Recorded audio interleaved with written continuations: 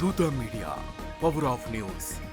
Cinema promotions అంటే కేవలం పోస్టర్లు, టీజర్లు, ట్రైలర్లకే పరిమితం కాదని ఎన్నోసార్లు నిరూపించాడు దర్శక ధీరుడు S S Rajamouli. Roll camera and action.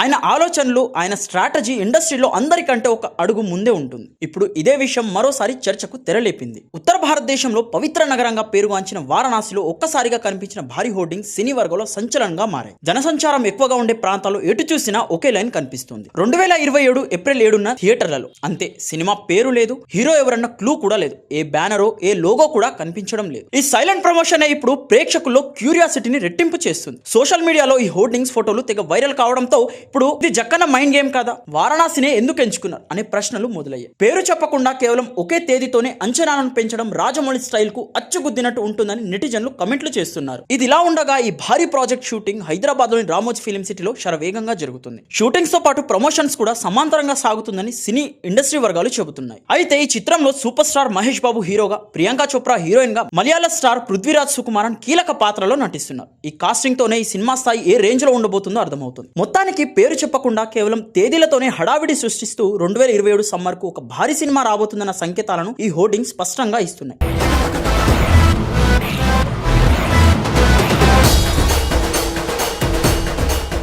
ఇది నిజంగానే వారణాసి నేపథ్యంతో రూపొందుతుందా, లేదా జక్కన మరో సర్ప్రైజ్ దాచిపెట్టారా? ఈ మిస్టరీకి సమాధానం రావాలంటే చిత్ర బృందం నుంచి అధికారిక ప్రకటన రావాల్సి ఉంది. అంతవరకు ఈ మిస్టరీ హోర్డింగ్స్ పై హైప్ కొనసాగడం ఖాయం. ఇలాంటి మరిన్ని సినిమా అప్డేట్స్ కోసం మా ఛానల్ను సబ్స్క్రైబ్ చేసుకోండి.